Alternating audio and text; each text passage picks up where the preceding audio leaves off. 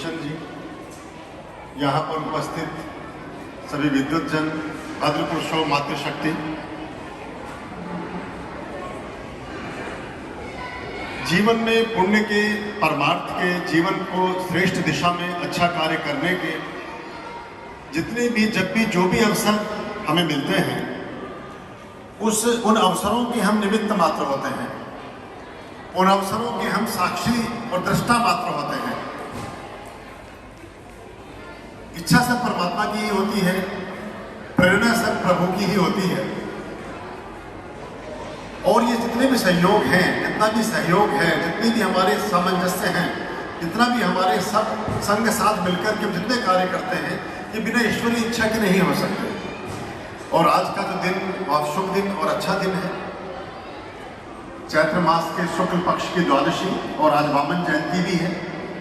भगवान वामन का अवतार आज ही के दिन हुआ था। और आपने वो कथा सुनी होगी महाराजा बलि की और इंद्र की, और वो जो पूरा प्रसंग है, और उसमें कैसे 3 पग में पूरी पृथ्वी भगवान विष्णु नापते हैं और श्रेष्ठ कार्य के लिए भूदान की प्रेरणा देते हैं। तो आज चूंकि माँ जीवनदायिनी, जो एक चिकित्सालय का स्थापना का बहुत एक पुराना स्वप्न था रश्मि जी का, वो पूर्ण होने की तरफ चला है। उसका भूमि पूजन का आज हमें अवसर मिला, हमें बहुत प्रसन्नता हुई। और ये दिन दूनी रात चौगनी उन्नति करे, उनका ये विचार, उनका ये प्रकल्प, और इस तरह के समाज की सेवाएं, और इस तरह के समाज की सेवाओं में सहयोग देने वाले जितने जन हैं, उनके जीवन का भी कल्याण हो। क्योंकि आज के दिवस के बारे में मान्यता है कि 4 दिन बाद पूर्णिमा आएगी, चैत्र पूर्णिमा आएगी, हनुमान जयंती है।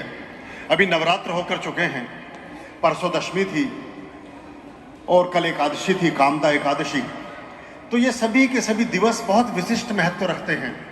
और नव वर्ष का चूंकि प्रारंभ होता है, हमारा नया वर्ष ये ग्रेगोरियन कैलेंडर के मुताबिक नहीं होता, हमारा जो नव वर्ष है वो चैत्र प्रतिपदा से होता है। तो आज हमारे नव वर्ष का 12वां दिन है।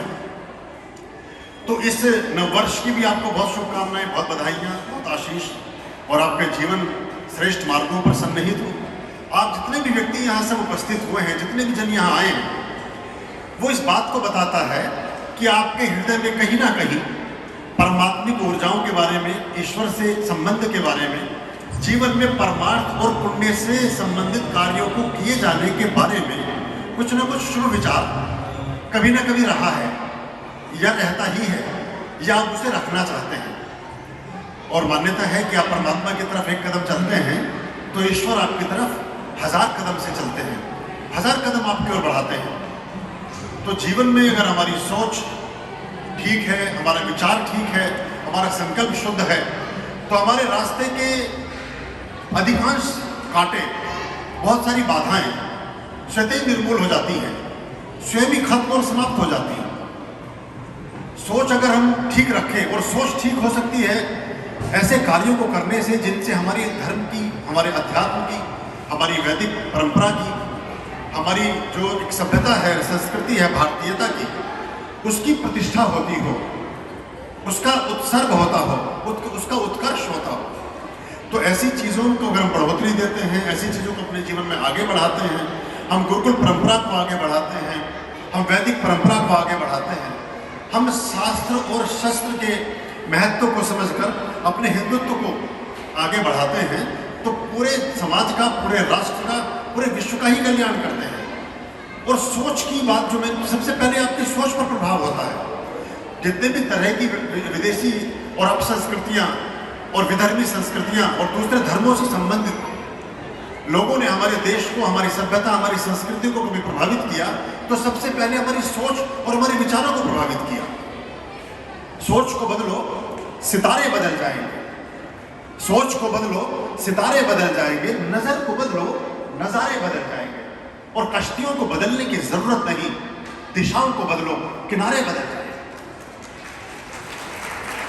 तो अगर आपकी दिशा सन्मार्ग पर है, आपकी दिशा श्रेष्ठ मार्ग पर है, आपकी दिशा आर्य मार्ग पर है, और हमारे देश के जो प्राण तत्व हैं वो इसी श्रेष्ठता में निहित है, इसी जीवन की उत्कर्षता में निहित है, तो हमें अपने सब बच्चों को, मैं देख रहा हूँ ये युवा भी काफ़ी हैं, लेकिन और युवाओं की भागीदारी की आवश्यकता है। ये अध्यात्म, धर्म, पुरुषार्थ, परमार्थ, ये एक उम्र के बाद की चीजें नहीं है, ये जब जागो तब सवेरा है। और जितनी जल्दी दिया जग जाएगा जीवन में, उतना ही आने वाला जीवन उस बच्चे का, उस बालिका का, उस बालक का श्रेष्ठ और संस्कार युक्त होगा, अच्छा और बेहतर होगा, सुंदर और श्रेष्ठ होगा। अभी छोटे छोटे बच्चियों के कार्यक्रम आप देखते हैं हमेशा गुरुकुल में, और नारंगपुर जब मुझे कई बार जाने का मौका मिला, अभी पिछले दिनों भी एक अद्भुत संयोग था कि गुप्त नवरात्रि की द्वितीय तिथि थी जिस दिन मैं वहाँ था, और अभी ये हमारे चैत्र नवरात्र समाप्त हुए हैं, तो उसमें मुझे आने का अवसर मिला। तो ऐसे कार्यों में हमें सहयोग देना चाहिए, क्योंकि ये कार्य समाज के सहयोग हेतु हैं। ऐसे कार्य, ये कोई ऐसा नहीं है कि किसी ने कोई फैक्ट्री लगाई है, या ऐसा भी नहीं है कि किसी ने कोई दुकान खोली है, या ऐसा भी नहीं है कि किसी ने निजता को या अपने स्वार्थ को ऊपर रख करके किसी कार्य का प्रारंभ किया है। समाज में श्रेष्ठता से संबंधित कार्य, परमार्थ से संबंधित कार्य, जीवन में अच्छाई को बढ़ाने वाले कार्य सभी के सेवा, सहयोग और समर्पण और साथ से संभव होते हैं। तो सबका, प्रधानमंत्री तक को कहना पड़ा सबका साथ सबका विकास, तो सबके साथ के बिना सबका विकास भी असंभव है। तो हमें सबको साथ लेकर चलना है और सबके विकास की तरफ उन्मुख होना है। और जिस अस्पताल की, जिस चिकित्सालय का आज इन्होंने नींव रखी है रश्मि जी ने, उसमें ये शीघ्रता के साथ अपने संकल्प को पूर्ण करें, अपने स्वप्न को आत्मसात करें। और आप सब लोग यहाँ पधारे और आप सब लोगों ने इसमें सहयोग दिया। आप सबके भीतर हृदय में विराजित परमात्मा को प्रणाम करता हूँ, मेरे प्रणाम स्वीकार करें। ओम स्वस्ति।